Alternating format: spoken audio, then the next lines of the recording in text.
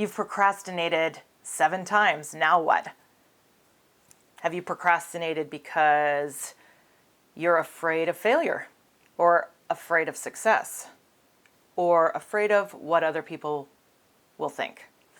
Or have you procrastinated because you're lazy or undisciplined or angry at the cards you've been dealt in life and how you've been treated by other people?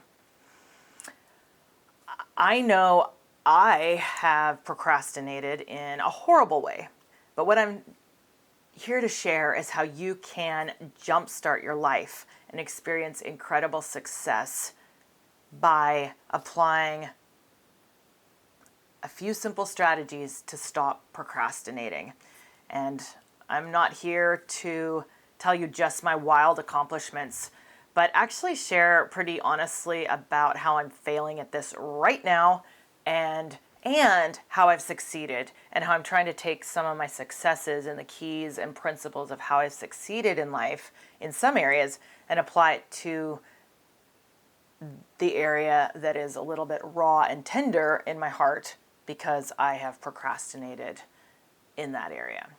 So what is it that I have procrastinated at? Well, I have wanted to write a book since I was little. I think I tried my first attempt at writing a book when I was about 12 years old. And I got through about half of a chapter, some glamorous story of some young girl on the African savannah with a father who was like National Geographic writer. And anyway, whatever the other particulars were to the plot that never came about, I was at least living in an imaginary world of the African savannah and being on a photography expedition. But I failed. And then I didn't try for a really long time. And years passed, and then I attempted another book, a different kind of book, and failed at that. Got a couple chapters into it, and then I tried a different kind of book and failed at that. I am definitely on about my 7th attempt at writing a book. And so this area, I am a miserable failure completely, and it is tied up in procrastination, totally. The other thing that is my work in progress is actually why I'm here showing up today. I've wanted to be a professional speaker for a number of years and build a speaking business. Well, the fact was it was a whole lot easier to become a professional consultant and coach and facilitator and trainer than to actually be a professional speaker. And, I procrastinated a lot in different ways. I spent a lot of time blaming others. I spent a lot of time blaming circumstances in life and procrastinating under the guise of waiting for opportunity. And I've procrastinated because I was afraid.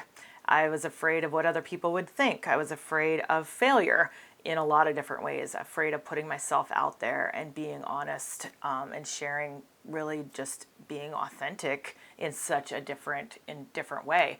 And honestly, when I finally began to look at even doing YouTube videos or just videos in general, it took me, from the time that I really knew this was a direction I wanted to go, it took me about 3.5 years to upload and publish my first video. And I recorded a lot of videos in there. I just, I bought the gear. I spent a lot of time researching. I spent a lot of time learning.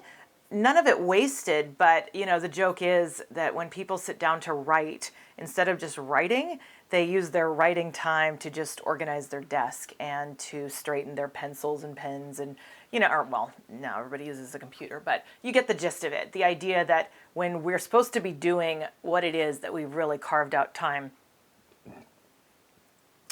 you get the gist of it.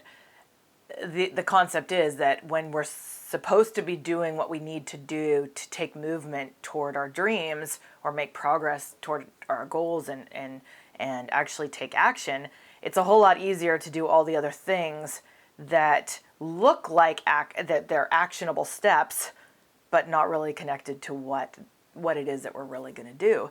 And so here I am. It took me 3.5 years to publish my first one, and I hit the ground running. I had wild commitments. You can go back and watch my first videos. I was gonna basically try to upload a video every day. It wasn't really gonna be a vlog style, but I was just committed to just taking incredible action. And so out of the gate, I was putting out a video a day. For 30 days. And then it got really, really hard. And I started like right around the new year. I think it was like January 1st, my first video, and got to Valentine's Day on February 14th. And I did a face plant. Basically, I ran out of steam. I was exhausted. My family was worn out. We were all miserable because I was so tired and exhausted uploading things so late at night, editing. I was spending 8 or 10 hours a day trying to figure out how to learning these new skills, because although I had a lot of practice speaking, maybe not being paid a lot to speak, and I was a semi-professional for a lot of years, but I had a lot of experience speaking in all these other areas: facilitating, training, consulting. I've been in front of people. I love communicating, and so I had a lot of these skills to draw on, but I had no video editing skills, videography skills, editing skills, understanding the whole SEO and the back end of systems. There was so much to learn, and I just literally got exhausted. And so I hit the wall, fell flat on my face, picked myself up a little bit, and decided to just kind of slow down and find a different rhythm. And so I started trying to just publish something twice a week. I thought that was manageable. And then we took off on a road trip, and my husband had some encouragement, and he suggested I try different kind of videos. And so I tried a whole different style of interacting with the camera and sharing about our life.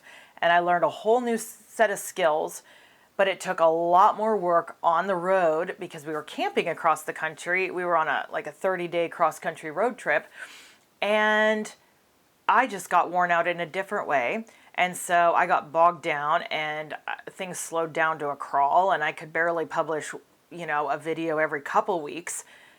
And then at the end of the summer, this is, 8 months into my journey of this, I was going to catch up on a lot of stuff and all these videos that I'd been working on, and I totally lost all the data that I had.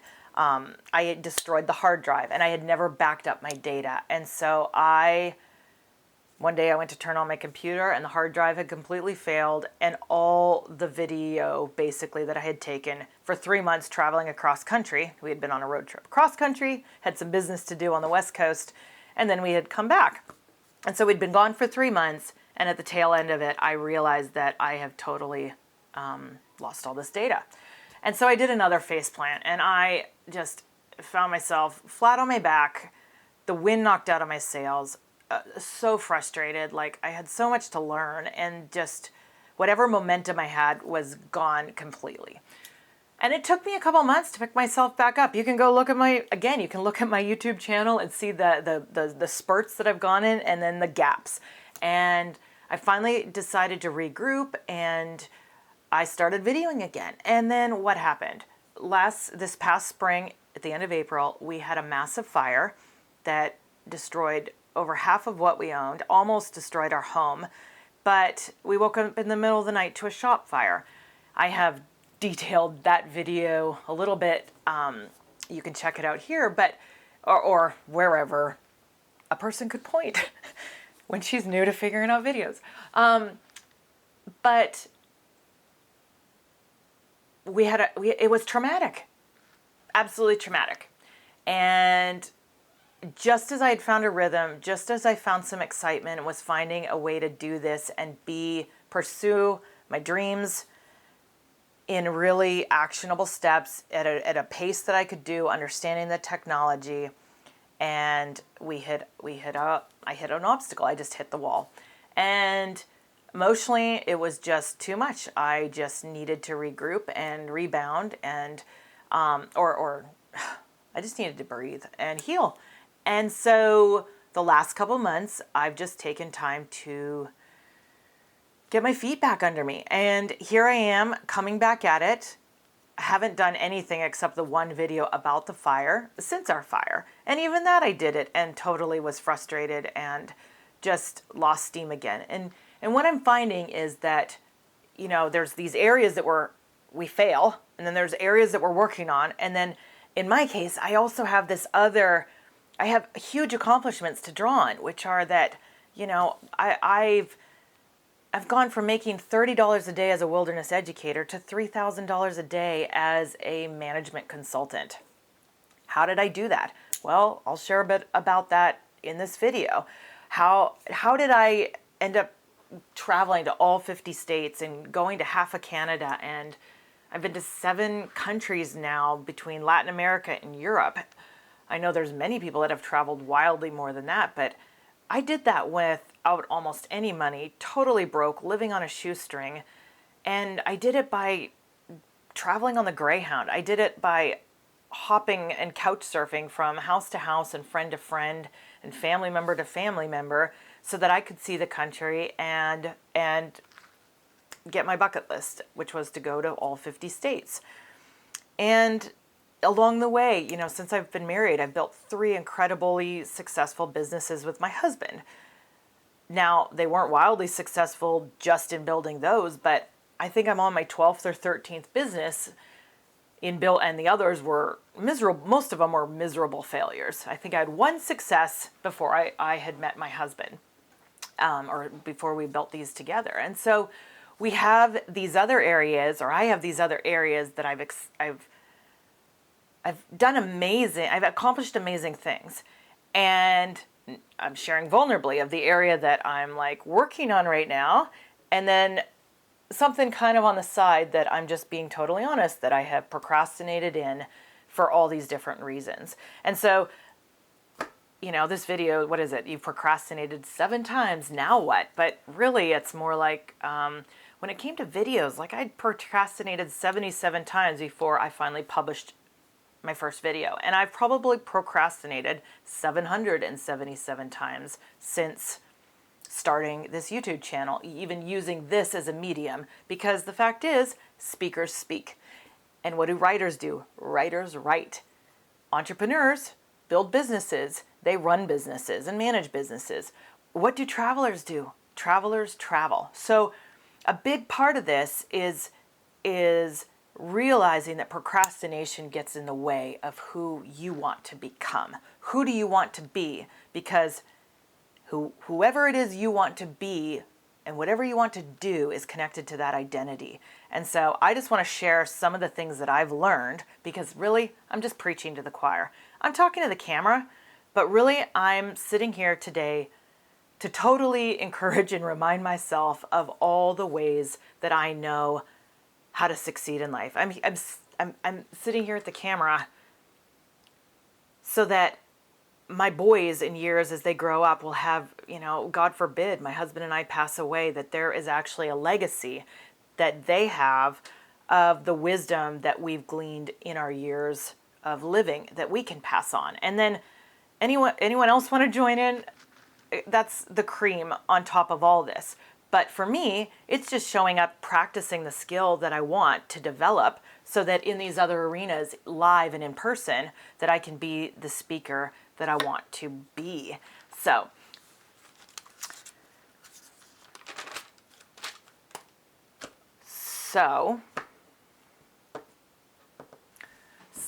what have I learned about success? It really boils down to very simple things. It has to do with your beliefs, your thoughts, your words, and your actions. That's it. And it's almost so simple that we try to make it really complicated. I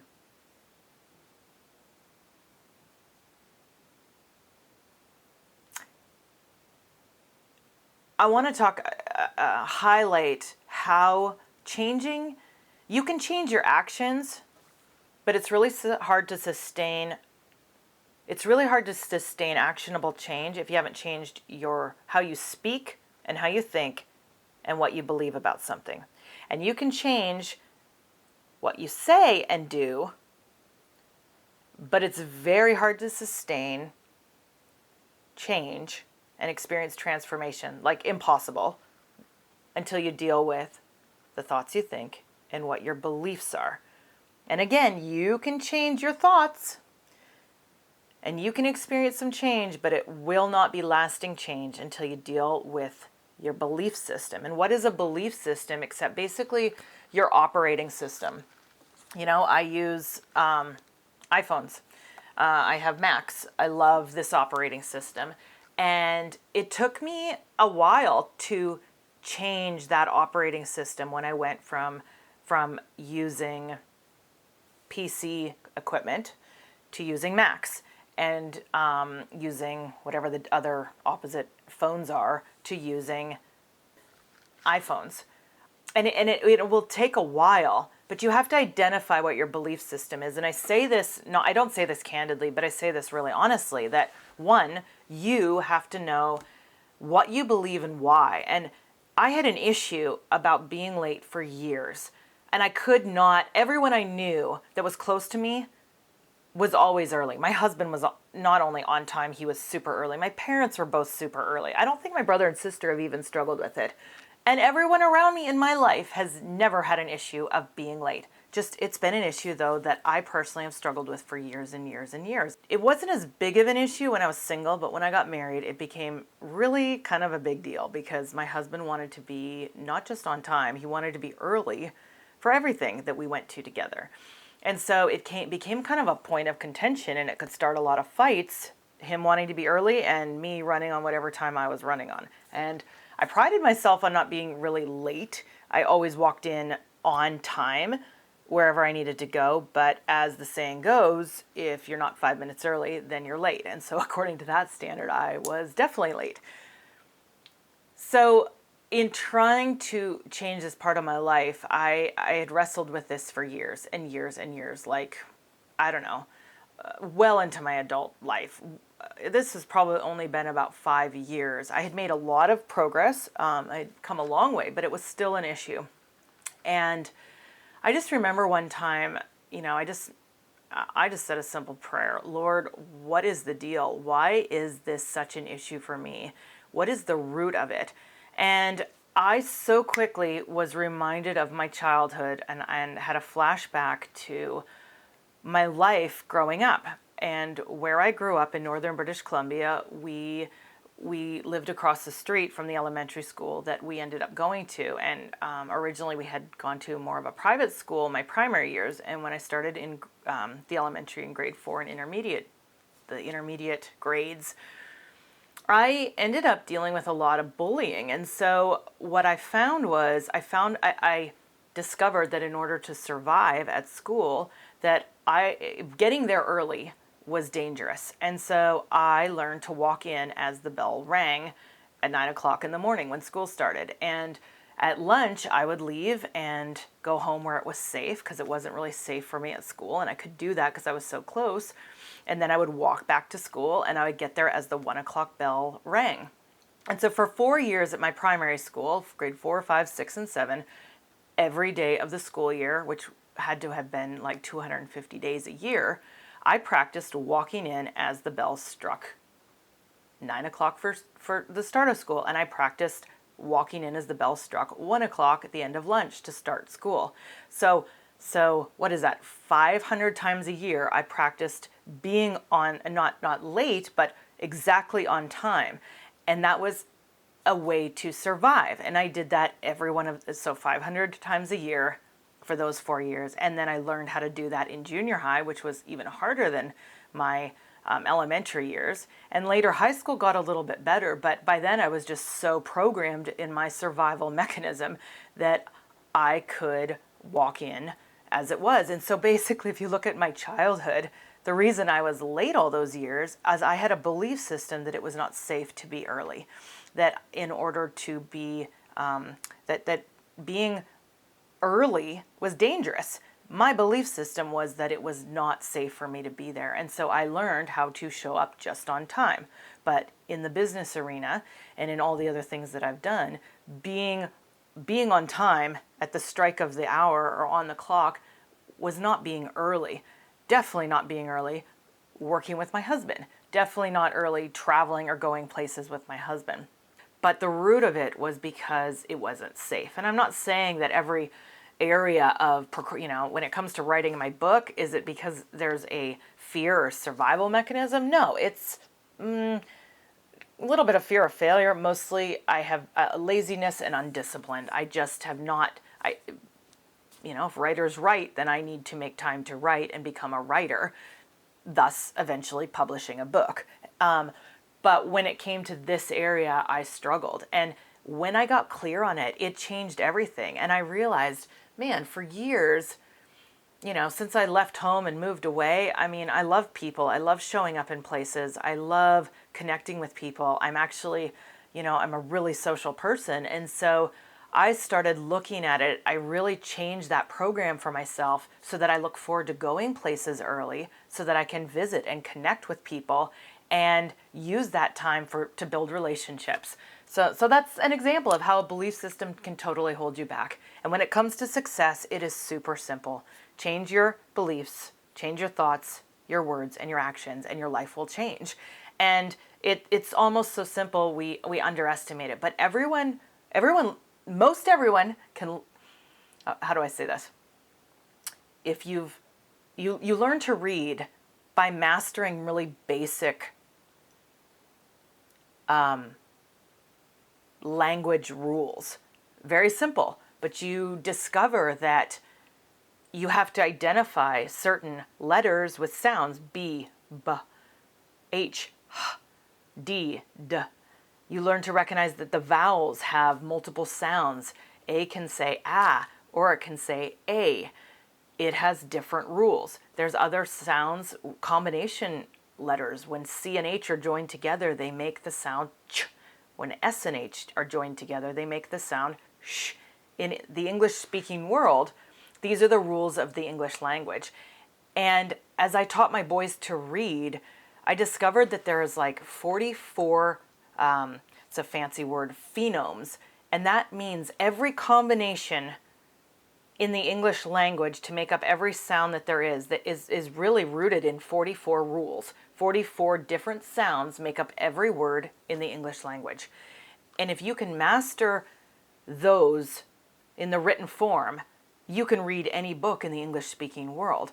And so success is actually not that complicated, but you have to figure out the rules of the game. You have to figure out the rules of life. So where do you go looking for those rules? How do you figure out what those 44 rules are? Well, you can go to different sources. I love this. As I was thinking about that concept, I found Jordan on my bookshelf. Jordan Peterson wrote a book, The 12 Rules for Life.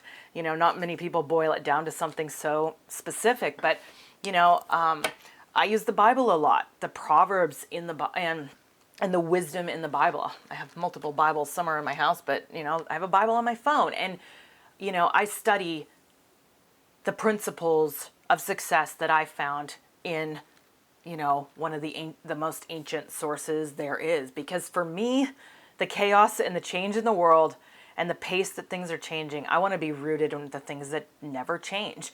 And that's where I want to find my strength. And I want to build my life, using things that are true. And it's important for me to not just base it off of what culture and the changing environment of what different people say. And so I'm looking for what the plumb line is. I'm looking for what level is, and because I want to build a strong life. I want to build a healthy family and build good businesses based on that. So, success really just comes back to changing your beliefs, change your thoughts, your words and your actions. And then the key to it all is sustaining that change. And that's where it takes grit. That's where taking one foot after the other, one step after the other. What is it? The journey of 1,000 miles begins with a single step. So overcoming procrastination is taking that first step. But if you really want to have accomplishment, you have to learn how to do that on a regular basis. And there's some really, again, these really simple keys to do that.